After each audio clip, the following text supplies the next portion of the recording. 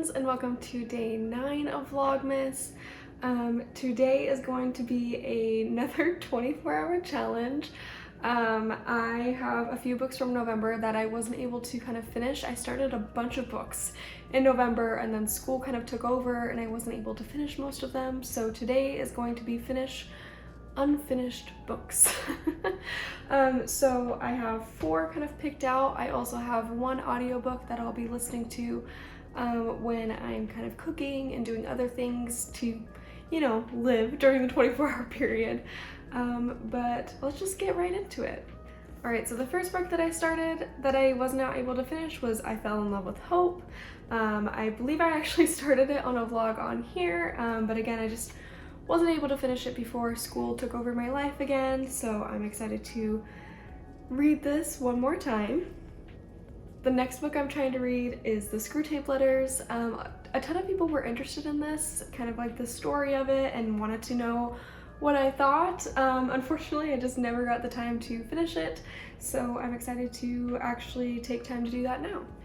The next one is going to be kind of one of my priorities because it is a library book and it does need to be turned in soon, and that's Becoming Abolitionist. The only reason I didn't finish this one was because I had read a lot of very intense novels kind of right in a row and I needed a break. But since then I've read I think like 4 romances in a row, so I'm ready to jump back into this and give it the attention it deserves. So I'm excited to do that. And the last book is actually a book from this month's TBR, and that's Legends and Lattes. I started this when I talked about my D&D campaign with you, and I am excited to just keep reading it. So I think this one is going to be one that I'll pick up kind of in the middle of the night when I get sleepy if these other books don't keep my attention during that time, because I was already like hooked.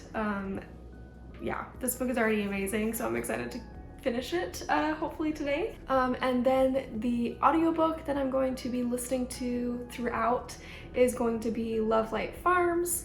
Again, this was like a library audiobook that I rented out during this month, and it's kind of like a romance read.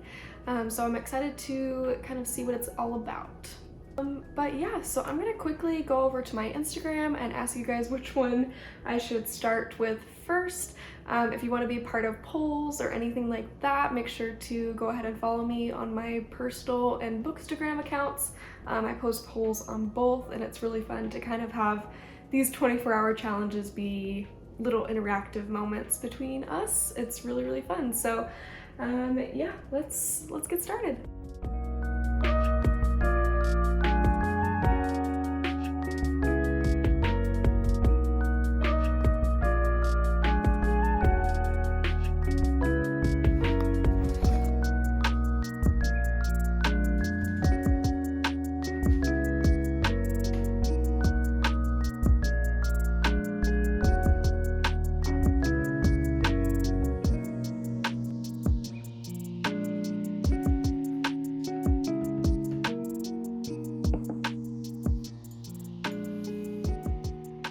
Alright, so the first book that y'all chose was I Fell in Love with Hope. I kind of figured that this was going to be the first one. Again, it's kind of like a popular TikTok read, and it's a self-published book by the author. I originally stopped because the writing is very, not like punctual, but like short and concise. Like there's lots of like little short sentences over and over and over again. And it's semi-poetic. And it just kind of threw me off. I couldn't really get into the novel for whatever reason. That writing style was just throwing me, so I'm gonna give it another try. We're gonna keep going and hopefully get a little further than I did last time. But I also wanted to try our daily tea. It is another green tea, so let's give it a try.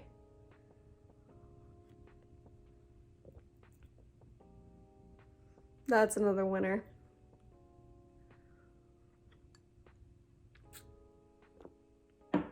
Nice. All right, I'm feeling good. I'm feeling confident going into this challenge, but let's get started.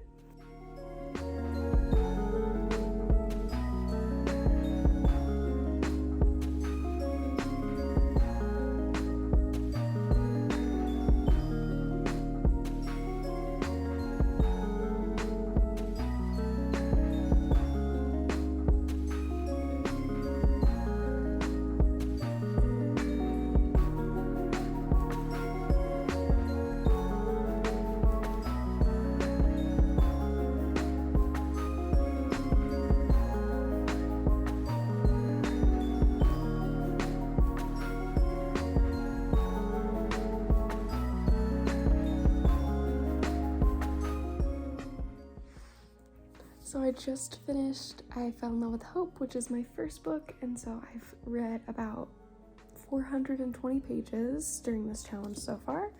And this was like a 3.5 throughout like almost the whole book until I passed the halfway mark, and then it got bumped up to a 4-star read for me. And let me tell you why. So I think one of the main problems that the author had while writing is she would get kind of like stuck in her metaphors, I guess I would say. She would just continue going on and on, trying to, I think, sound more poetic than what the situation really called for, and it would take you so far from the plot that when you get back to what was going on, it was like kind of jarring, and it didn't really fit. And again, with like the kind of short sentences and poetic writing, because of all of these things, it just felt weird. Like the writing style just felt off for me, and again, it made it very, very hard to get into the book, get into the stories, understand what characters were feeling, why characters are feeling that way, getting invested in these characters, because this is a really sad, tragic, beautiful story, and the characters make it that way. If you aren't invested in the characters, you're not going to be sad by the end of this book. Like, it's just not going to happen. So I was really concerned. But by the time I reached like the halfway mark and then past that, all of these things started really connecting, and I feel like the author really got into a groove with her writing. The same problems I was having at the beginning of the book weren't as much of an issue at the end of the book, because she toned back the metaphors and she started focusing more on the plot and more on the characters, which was just better overall. Like, that's where the strengths were in this book. So I think there was just some things. I mean, this is her debut novel. This is her first novel, and it's self-published. So I do think there were just some things that maybe could have gotten tweaked if, you know, one other person just got a look at it before she had published it or something like that. Because again, it was almost as if like she figured it out by the halfway point, and then it got phenomenal after that. So that's why I'm gonna give it a 4 stars. I think the reason it got really pushed up to 4 stars for me is because the story is incredible. The story and the characters are what just makes it. The writing style definitely needs to be worked on, but again, that story is just incredible and moving, and if I wasn't as tired as I am right now, I probably would have been like bawling. I didn't, so I don't know what that says about me, but it was just really, really beautiful, and I loved the twist at the end. I don't want to give anything away, but the main character is fascinating, and I loved how that kind of tied together at the end. But yeah, so overall, kind of a 4-star read for me. But now I am going to start reading the Screwtape Letters by C.S. Lewis. I've read another one of his books before that are more about like religion a little bit. This book is actually dedicated to Tolkien, which I thought was kind of fun. And the book is about a demon writing letters to an apprentice demon who is trying to convince a Christian man to be led astray. It's supposed to be kind of a satire novel, but we'll see. I'm a little nervous about it because, again, like this, I think C.S. Lewis during this book is going to be critiquing the church at the time, which definitely needed to happen, but C.S. Lewis does have dated ideas. I mean, when he was writing, he was influential, but compared to people now, I feel like some of his ideas are a little dated. So I'm a little worried about reading this book about temptation, kind of like what that's gonna be like. But we'll see. It's a shorter one, so hopefully it won't take me as long as this guy did. but we'll see.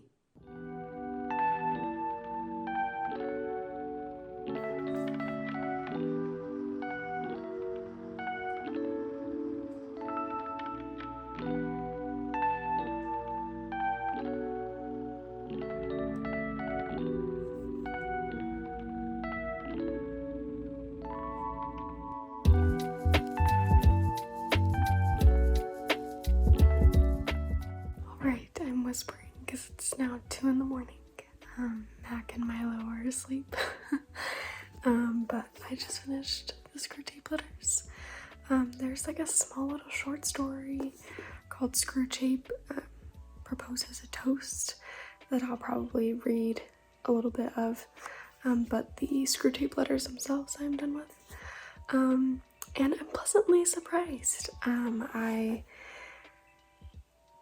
gonna rate it 3 stars because there were, in fact, some of the things that I feared. There was several chapters about, you know, relationships and sexuality and like courtship and stuff that were just very dated in the ideals that were present at the time. And I knew that was gonna happen just because, you know, things have changed quite a bit since C.S. Lewis wrote this. But that being said, the rest of the letters were absolutely amazing. They were great. I thought the book was honestly kind of funny. There was just like a really dry humor that I found hilarious at times. And I'm very pleasantly surprised. Like, it kept me up, which I was not expecting, because the last C.S. Lewis book that was kind of religious based put me to sleep. So I am very pleasantly surprised, and I thought it was really funny and interesting. And yeah, I just loved it. It was kind of a fun little read. Again, would rate it 3 stars, maybe like 3.5. Didn't quite get there. Didn't quite get to 4 for me because of the large amount of time spent talking about just dated opinions on things. But other than that, everything else was great and hilarious. So yeah, I am getting a little bit tired, so I'm gonna go switch over to Legends and Lattes because that just sounds fun for me right now. So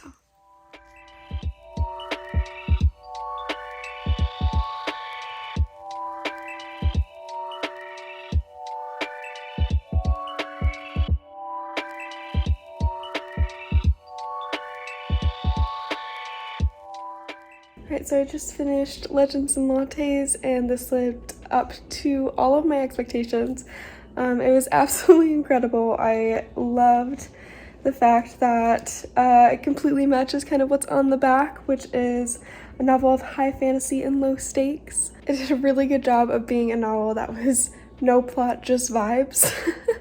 I absolutely loved every single one of the characters. They were incredible, and again, I just love the building of the coffee shop and trying to get customers to try coffee for the first time, and the community that it builds by being like this little small business owner in this little fantasy world. It's really, really adorable. I loved every single second of it. It is, I need more. I need more cozy fantasy like this, because I think we've been missing out on an entire genre of fantasy for way too long.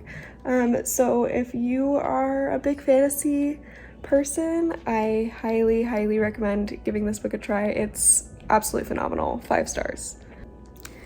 Now I did start this Becoming Abolitionist, but I realized that I want to be a little more present and a little more awake while reading this, just because I think it's important. And also there's a lot of information, a lot of facts, and I need to be more present to kind of read this type of a nonfiction book right now.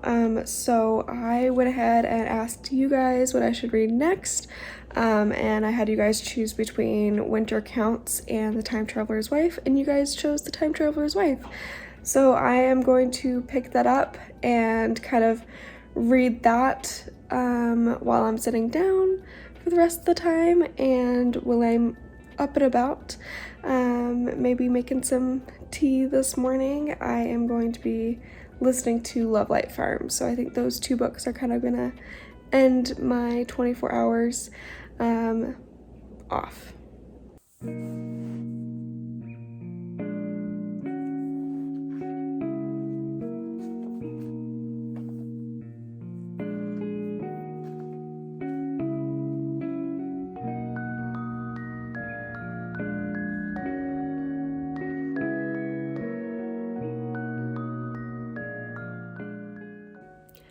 Alright, so it is now the morning, and I have no idea why I am struggling so much during this 24-hour challenge. Most of the time I'm usually just cruising to the end, and I kind of find my groove, you know, around like 4 in the morning and I'm just set. But today, that could not be further from the truth. I cannot focus on anything that I'm reading. I've been switching back and forth between The Time Traveler's Wife and Love Light Farms, listening to that. And I'm almost considering just picking up another book because I can't focus at all. I have no idea what's going on. So I have not made a lot of progress, but I'm gonna keep going. I'm a little bummed because I really thought I'd be able to finish maybe even like 5 books today, given how fast I was reading the first 3, but whatever momentum I had is very much gone. So I'm going to kind of take it easy since my body is about ready to be done. See how far I get in The Time Traveler's Wife and kind of let you know what I'm thinking of it so far, but I am now seriously doubting that I'm gonna finish it, which is just a bummer, but that's alright, it happens. But yeah, let's keep reading.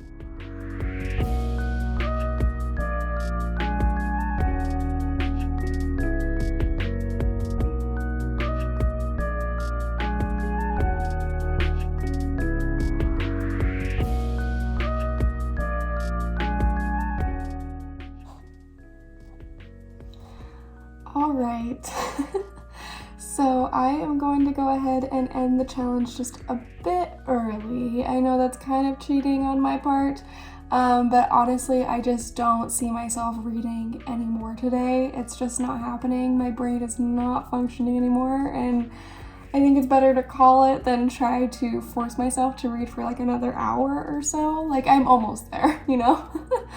But let's chat stats. So I was able to read 3 books, and was able to read about 1,009 pages through all of the different books that I've read.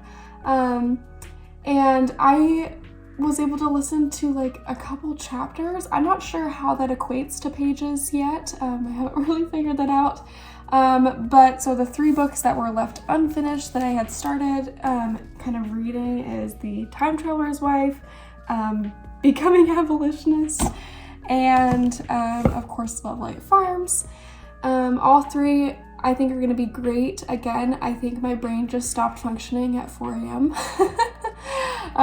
So it was a little bit of a struggle to push through, but that's okay, you know, you can't win them all.